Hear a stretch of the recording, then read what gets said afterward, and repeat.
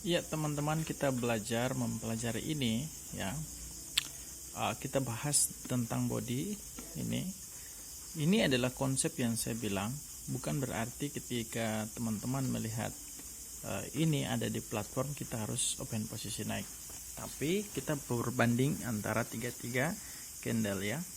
Ini misal. Ini adalah body naik. Ini adalah ilustrasinya. Sebelum Anda paham tentang ilmu sumbu, ini saya kasih dulu tentang body. Anggaplah ini nggak ada, ya. Ketika body ini, ya, ini satu. Ketika body yang ini plus ini, maka apa yang terjadi di sini adalah naik. Itu karena apa? Karena kombinasi antara kekuatan naik body itu bergabung plus ini, ya, yang ini bertambah sama ini. Jadi itulah yang membuat dia terpengaruh di market sehingganya terjadi market yang tadi. Itu tentang body. Jadi sedikit pemahaman body ini harus benar-benar dikelola dengan baik. Lanjut kita akan pahami kenapa saya pakai sistem ini, bahwa kemanapun tingginya sebuah candle naik, dia akan ada titik jenuh untuk turun. Misal kita ambil contoh ya. Kita ambil contoh, di sini ada yang namanya body ya. Body merah. Di sini dia memang naik ya. Kalau dalam perhitungan kita ini memang kekuatan naiknya ada. 1 ya, plus 1, 2 kekuatan naik itu dapat mempengaruhi body yang lain. Sehingganya di sini dia ternyata turun, berarti kita rugi kan. Nah, ketika dia turun, dia sempat naik paling puncak. Sempat naik paling puncak, maka kita tahu dia berada di titik jenuh. Karena selalu kita coba melihat tarik ke belakang ya, seperti saya contohkan di sini, bahwa kita jangan lupa untuk sering melihat-lihat ke belakang. Kalau dia ada titik demand atau resisten, maka itu potensi candle itu tidak kuat untuk melanjutkan trennya, ataupun kuat untuk melanjutkan trennya. Nah, apa yang terjadi adalah sesuatu yang membuat teman-teman rugi. Sesuatu yang membuat teman-teman rugi itu harus kita tahu dan kita pahami. Ini kita tunggu dulu, masih loading ya. Dalam posisi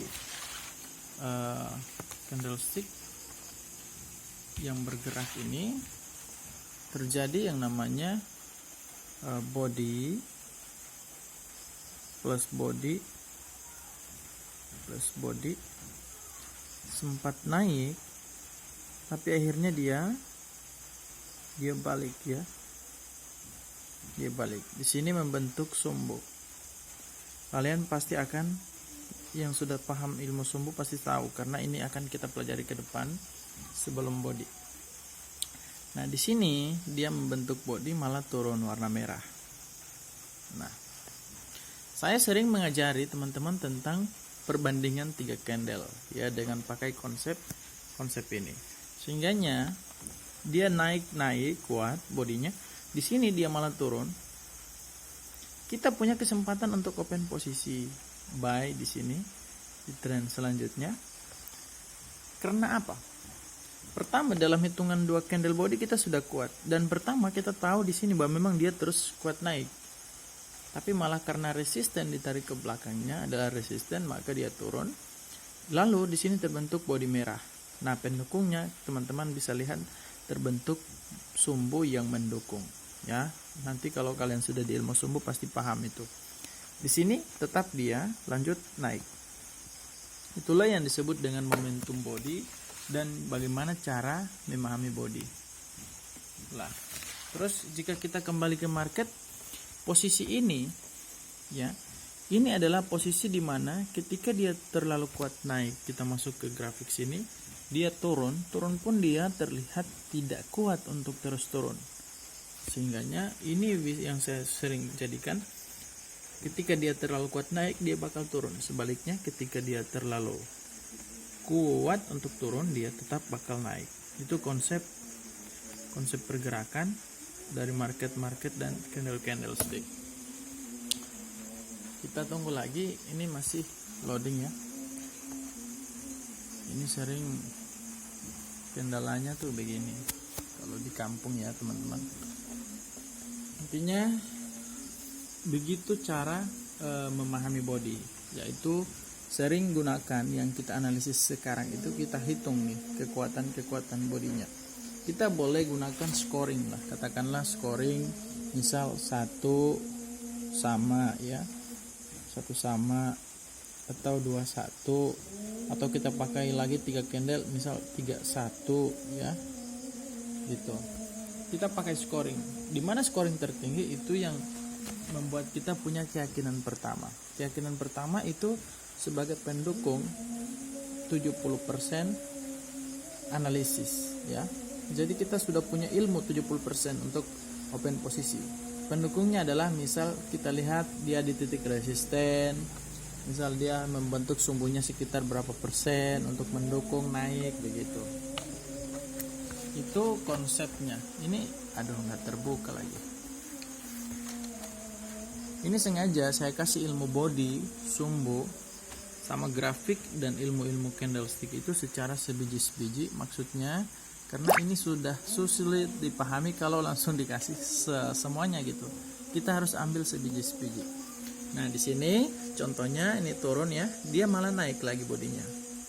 Nah, naik bodinya itulah yang disebut dengan kekuatan turunnya yang melemah. 1 1 2 1 body. Ini baru hitungan body. Kalau di kalian yang sudah belajar ilmu sumbu, ini sudah saya ajari. Ini namanya pin bar ya. Sudah saya ajari, ini biasanya ketemu di bawah.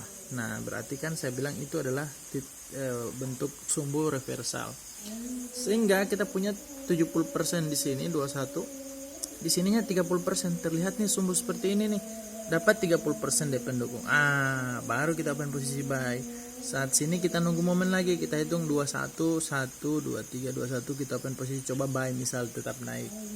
Nah, di sini kita lihat dia mencoba menembus, berarti karena sebelumnya terjadi percobaan penembusan tapi tidak terjadi, maka sudah pasti di yang kedua ini dia bakal terjadi. Pertama, karena dia sudah di percobaan yang kedua untuk menembus resisten sana. Terus yang kedua, kita lihat dari posisi body 1 2 ya. Jadi kombinasi body ini sama ini ya, masuk. Sementara di sini juga ada sumbu pelemahan untuk turun. Nah, disitulah terjadinya tren yang sangat kuat untuk terus naik gitu. Nah, misal di sini nih 1 2 3 ya, body ini turun ya. 1 naik bodinya, ini ditampal ini turun 2 1. Maka kekuatan body turun itu kuat. Ya, untuk kita open posisi. Turun untuk kuat.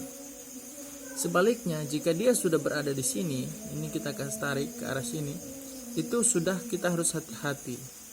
Hati-hati karena kembali ke konsep ini. Kekuatan dia terlalu turun pun dia pasti bakal balik. Konsep itu kita bandingkan dengan candle yang terlalu panjang naik di sini ya. Apalagi kita lihat misal di sini sudah area supportnya, kita bandingin, kita lurusin di sini. Di sini bakal hati-hati. Nah, kalau terbentuk sudah 4 biji yang warnanya sama, kalau sudah terbentuk 4 biji yang warnanya sama seperti tadi, maka kita kembali ke sini. Artinya, misal nih 4 biji warna sama, kita harus hati-hati untuk open posisi. Kalau boleh jangan selalu kompensasi, karena ini sudah menjadi tren yang kuat untuk terus turun kalau sudah 4 biji. Nah, ini saya bilang seperti tadi, di sini dia ya bakal naik atau turun karena konsep yang ini ya. Tapi kalau dia di sini dalam posisi body, kita hitung dia memang bakal turun. Sini ingin ditembus, naik nggak terjadi, terbentuk sumbu seperti itu di sini, dan ini body yang terlalu mendukung sehingga dia bakal turun terus. Nanti kita lihat terjadi apa yang sebentar nanti. Nah, kalau sudah 4 biji sama warnanya gini ya, itu tanda bahwa tren bakal terus naik. Contoh nih 1 2 3 4 bakal terus turun. Nih, turun terus. Nah, berarti yang kita harus lakukan adalah antisipasi bahwa ini 90% 90% dapat menciptakan kita rugi, ya, dan 10% dapat membuat kita untung. Misal, kalian di sini open posisi $10 rugi. Kalian buy, misalkan buy, malah terus turun. Kalian naikkan lagi jadi $30. Malah kompensasi katakanlah ya, untuk menutupi kekalahan yang sebelumnya. Malah terus lebih naik lagi. Sehingganya malah terus turun lagi, sehingganya rugi lagi. Nah, itu artinya kalau teman-teman sudah tahu tentang sesuatu yang membuat teman-teman rugi, berarti teman-teman antisipasi di sini, antisipasi ya, untuk tidak open posisi buy. Kalau perlu jangan open posisi. Nih, ini tuh gerakannya coba lihat. Dia mencoba menggocek sana. Ini posisi body profit ya, artinya menang lah ya, katakanlah berhasil gitu ya. Ini sisi body, akhirnya dia turun, ya kan, seperti yang saya jelaskan di sini. Ini sudah 4 biji, 1 2 3 4 ya. Jadi ini yang disebut, saya bilang hati-hati untuk open posisi. Apalagi misal kalau kalian bisa jadi di sini open posisi buy karena dia udah jenuh henti gitu ya, tapi akhirnya dia malah turun terus gitu. Tapi sisi baiknya adalah karena kita tahu di sini tempat yang selalu membuat kita rugi itu tren yang seperti ini, maka kalau kita bisa manfaatkan juga momennya untuk terus melakukan open posisi sell ataupun mengikuti trennya dengan menjaga manajemen keuangan, tidak open posisi terlalu besar karena potensi untuk dia berbalik arah itu ada ya, dan potensi untuk terus turun pun ada. Jadi 50% potensi untuk berbalik arah ada, potensi untuk terus turun ada juga 50%. Tapi yang perlu teman-teman pahami adalah kalau forex ini, kita kembali ke ilmu yang saya kasih. Kalau forex ya, kalau forex dia 90% SND. Jadi ketika dia udah nyentuh SND kayak gini, SND forex itu selalu pasti naik. 90% dia pasti naik. Berbeda sama binary. Kita harus tahu kalau binary, volume trade, binomo dan lainnya, dia 30% dia kalau SNR. 30% dia naik. Sisanya sekitar 70% lebih kuat dia turun untuk menembus resisten. Jadi kalau mengantisipasi ini yang harus kita ketahui bahwa di binary itu rata-rata banyak candlestick yang sama warnanya tren naik menembus resisten. Banyak, hampir 70% ya, daripada yang tidak menembus. Jadi pahami itu, kalau forex sekitar 90% dia pasti berbalik arah ketika di area support ataupun resisten. Sebaliknya kalau binary apapun dia, volume trade, binomo, IG option, sudah pasti dia 30% dia mengikuti atau berbalik arah ketika ada tren kuat seperti itu. Sisanya 70% lebih banyak untuk terus menembus. Ya, ini contoh nih ya. Sudah dapat contoh dari ilmu saya. Mudah-mudahan teman-teman pahami. Saya kasih itu dulu karena sudah pasti kalau saya kasih banyak langsung bakal puyeng dan bingung. Jadi saya kasih sebiji-sebiji. Terima kasih teman-teman edukasi saya. Semoga kalian bisa mengikuti ilmu-ilmu saya. Thank you guys.